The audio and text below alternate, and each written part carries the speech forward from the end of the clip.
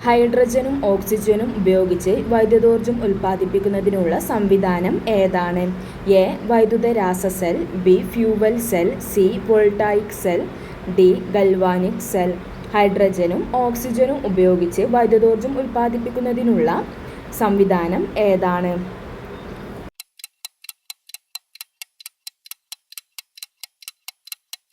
ഉത്തരം B. Fuel cell. ഹൈഡ്രജനും ഓക്സിജനും ഉപയോഗിച്ച് വൈദ്യുതോർജ്ജം ഉൽപ്പാദിപ്പിക്കുന്നതിനുള്ള സംവിധാനം ഫ്യൂവൽ സെൽ.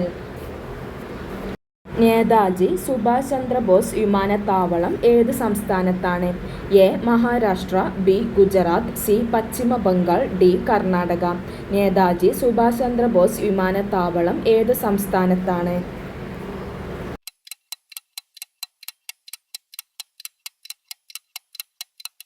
ഉത്തരം സി. പശ്ചിമ ബംഗാൾ. നേതാജി സുഭാഷ് ചന്ദ്രബോസ് വിമാനത്താവളം ഏത് സംസ്ഥാനത്താണ്? ഉത്തരം സി. പശ്ചിമ ബംഗാൾ. ഏത് നദിയാണ് സിയാച്ചിൻ ഹിമാനിയിൽ നിന്ന് ഉത്ഭവിക്കുന്നത്? A. Nubra, B. Beas, C. Sutlej, D. Periyar. ഏത് നദിയാണ് സിയാച്ചിൻ ഹിമാനിയിൽ നിന്ന് ഉത്ഭവിക്കുന്നത്?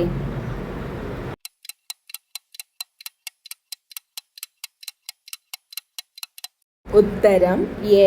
നുബ്ര. ഏത് നദിയാണ് സിയാച്ചിൻ ഹിമാനിയിൽ നിന്ന് ഉത്ഭവിക്കുന്നത്? ഉത്തരം A. Nubra.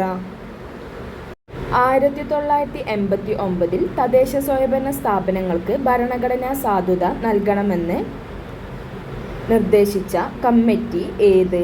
A. Ashok Mehta committee, B. Balwant Rai Mehta committee, C. Sarkaria committee, D. P K. Thungon committee. 1989 തദ്ദേശ സ്വയംഭരണ സ്ഥാപനങ്ങൾക്ക് ഭരണഘടനാ സാധുത നൽകണമെന്ന് നിർദ്ദേശിച്ച കമ്മിറ്റി ഏത്?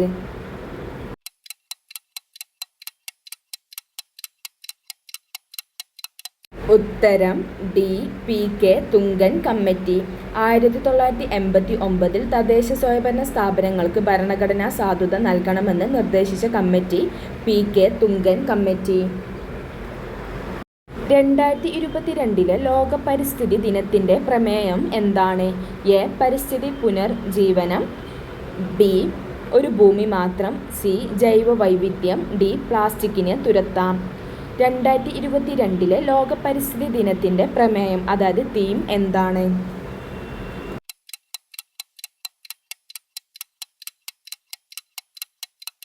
ഉത്തരം ബി. ഒരു ഭൂമി മാത്രം. 2022 ലോക പരിസ്ഥിതി ദിനത്തിൻ്റെ പ്രമേയം ഒരു ഭൂമി മാത്രം. മൗലിക അവകാശ സംരക്ഷണത്തിനായി റിട്ടുകൾ പുറപ്പെടുവിക്കാൻ ഹൈക്കോടതികൾക്ക് അധികാരം നൽകുന്ന ഭരണഘടനാ അനുച്ഛേദം ഏത്? A. Article 19, B. Article 32, C. Article 44, D. Article 226. മൗലികാവകാശ സംരക്ഷണത്തിനായി റിട്ടുകൾ പുറപ്പെടുവിക്കാൻ ഹൈക്കോടതികൾക്ക് അധികാരം നൽകുന്ന ഭരണഘടനാ അനുച്ഛേദം ഏത്?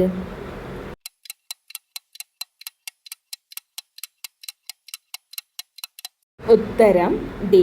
ആർട്ടിക്കിൾ 226. മൗലികാവകാശ സംരക്ഷണത്തിനായി റിട്ടുകൾ പുറപ്പെടുവിക്കാൻ ഹൈക്കോടതികൾക്ക് അധികാരം നൽകുന്ന ഭരണഘടനാ അനുച്ഛേദം ആർട്ടിക്കിൾ 226 ആണ്. കൺകറന്റ് ലിസ്റ്റിൽ പെടുന്ന വിഷയം ഏവ? എ. വിദ്യാഭ്യാസം, B. Jail, C. Banking, D. Railway. Concurrent ലിസ്റ്റിൽ പെടുന്ന വിഷയം ഏവ?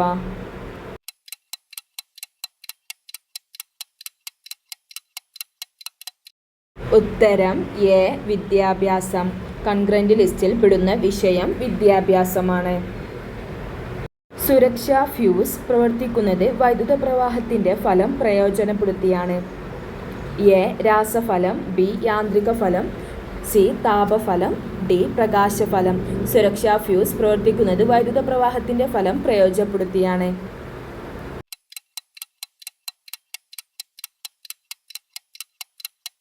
ഉത്തരം സി. താപഫലം. സുരക്ഷാ ഫ്യൂസ് പ്രവർത്തിക്കുന്നത് വൈദ്യുത പ്രവാഹത്തിൻ്റെ ഫലം പ്രയോജനപ്പെടുത്തിയാണ്. ഏത് ഫലം പ്രയോജനപ്പെടുത്തിയാണ്? വൈദ്യുത പ്രവാഹത്തിൻ്റെ താപഫലം പ്രയോജനപ്പെടുത്തിയാണ് സുരക്ഷാ ഫ്യൂസ് പ്രവർത്തിക്കുന്നത്. റിസർവ് ബാങ്ക് ഓഫ് ഇന്ത്യയുടെ ഒരു സാമ്പത്തിക വർഷം എത്ര? എ. ഏപ്രിൽ 1 മുതൽ മാർച്ച് 31 വരെ, ബി. ജൂൺ 1 മുതൽ ജൂലൈ 31 വരെ, സി ജൂലൈ 1 മുതൽ ജൂൺ 30 വരെ, ഡി മാർച്ച് 31 മുതൽ ഏപ്രിൽ 31 വരെ. റിസർവ് ബാങ്ക് ഓഫ് ഇന്ത്യയുടെ ഒരു സാമ്പത്തിക വർഷം എത്ര?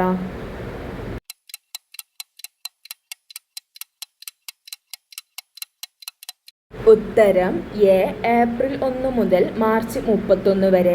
റിസർവ് ബാങ്ക് ഓഫ് ഇന്ത്യയുടെ ഒരു സാമ്പത്തിക വർഷം എത്ര?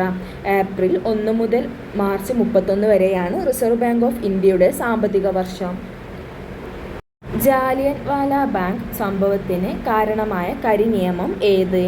എ നിസ്സഹകരണ പ്രസ്ഥാനം, ബി ഉപ്പ് നിയമ ലംഘനം, സി റൗലറ്റ് നിയമം, ഡി സിവിൽ നിയമ ലംഘനം.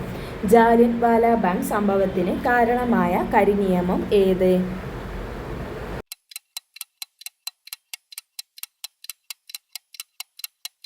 ഉത്തരം സി റൗലറ്റ് നിയമം. ജാലിയൻവാല ബാഗ് കൂട്ടക്കൊലക്ക് കാരണമായ കരിനിയമം റൗലറ്റ് നിയമം.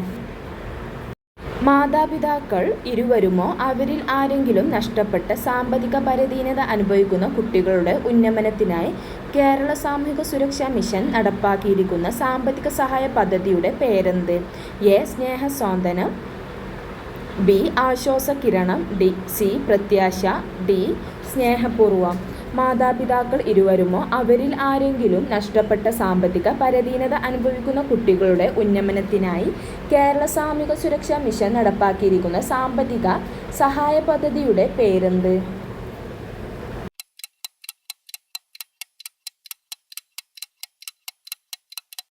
ഉത്തരം ഡി സ്നേഹപൂർവം.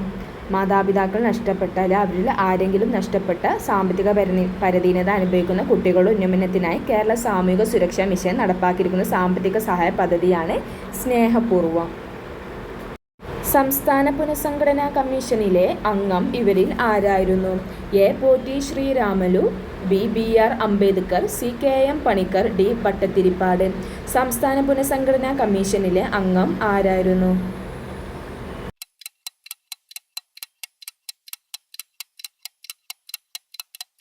ഉത്തരം കെ എം പണിക്കർ. സംസ്ഥാന പുനഃസംഘടനാ കമ്മീഷനിലെ അംഗം കെ എം പണിക്കറായിരുന്നു.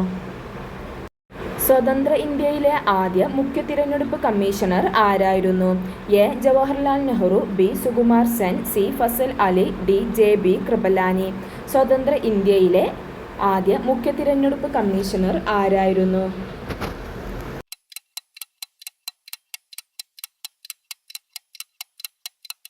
ഉത്തരം ബി സുകുമാർ സെൻ.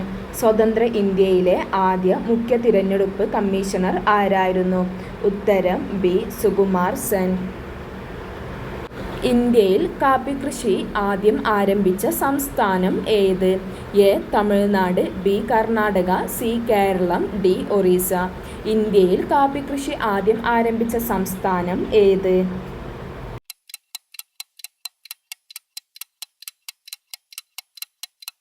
ഉത്തരം B Karnataka.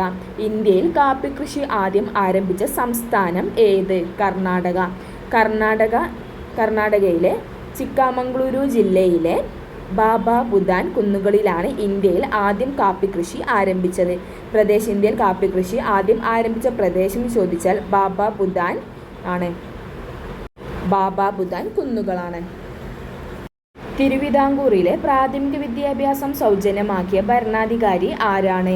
A Marthanda Varma, B Sri Chithira Thirunal, C Gowri Lakshmi Bai, C Gowri Parvathi Bai. തിരുവിതാംകൂറിലെ പ്രാഥമിക വിദ്യാഭ്യാസം സൗജന്യമാക്കിയ ഭരണാധികാരി ആരാണ്?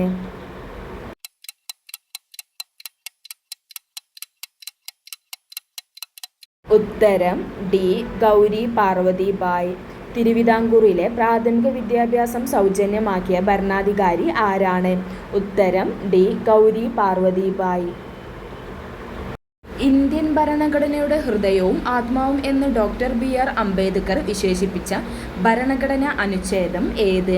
A article 19, B article 22, C article 32, D article 52. Indian ഭരണഘടനയുടെ ഹൃദയവും ആത്മാവും എന്ന് ഡോക്ടർ ബി ആർ അംബേദ്കർ വിശേഷിപ്പിച്ച ഭരണഘടനാ അനുച്ഛേദം ഏത്?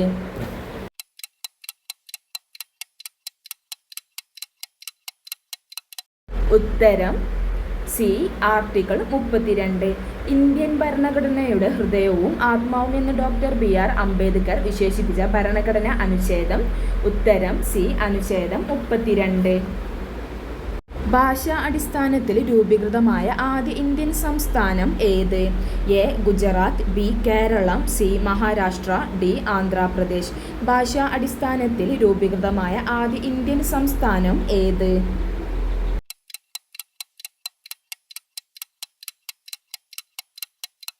ഉത്തരം ഡി.